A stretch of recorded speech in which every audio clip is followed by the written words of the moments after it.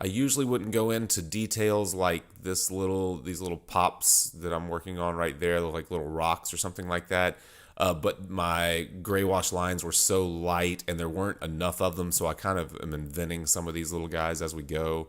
And so they'll, like I said, normally I wouldn't go quite this far with rendering in these early phases.